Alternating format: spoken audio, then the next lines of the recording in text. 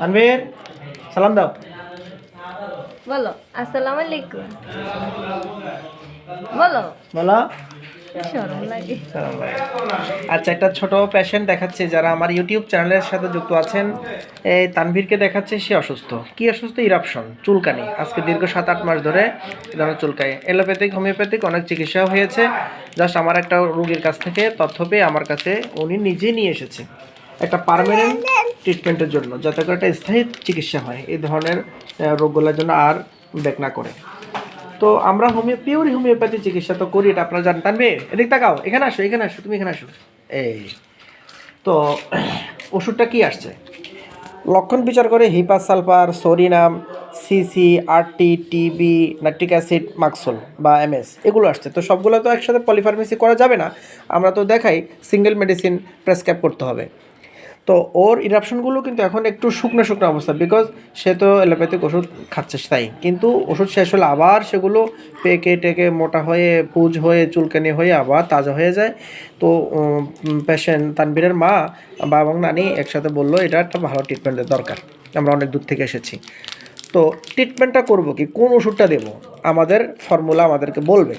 তো ছেলেটার আমি লক্ষণ জানিলাম, এসিআর কিন্তু নর্মাল এবং থার্স্টটা হচ্ছে প্রফিউজ। তানভীরের মা বললো ওর ভালো পিপাসা আছে। কি পিপাসা আছে বললো না? হ্যাঁ তানভীর, দেখি দেখি জিভ দেখাও, জিভ দেখাও। এতে এই জিহ্বাটা অনেক রসালো, অনেক অনেক ভেজা, অনেক পানি।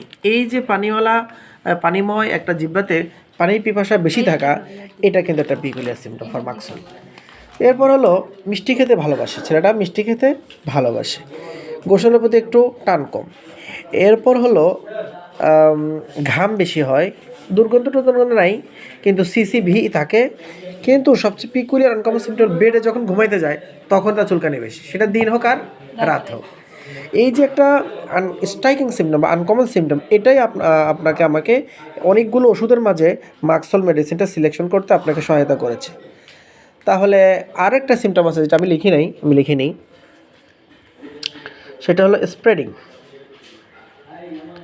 চুলকানিগুলো ছড়াই পড়ে, এক জায়গায় থাকে না, সারা শরীরে এগুলো ছড়াই পড়ে এবং এগুলোর গায়ে পুজ হয়, হ্যাঁ ঘন পুজ থাকে, তবে হলো একদম গভীর না, ভাসা ভাসা। তাহলে এখানে আপনি হিপা সালফার দিয়ে কী করবেন, সোরিনামোজেবা দিয়ে কী করবেন, বা nitric acid, no no no no no, এগুলো দিলে আপনি বিভ্রান্ত হবেন। যারা আমার চ্যানেলের সাথে এসে আমার ভিডিওগুলো দেখেন, শেখার চেষ্টা করেন, তাদের জন্য এই জিনিসটা। তাহলে এই জায়গাটার মধ্যে ছেলেটার জন্য এখন মাক্সল 0/1, 2, 3 ওষুধটা আমি প্রেসক্রাইব করলাম। ধন্যবাদ সবাইকে।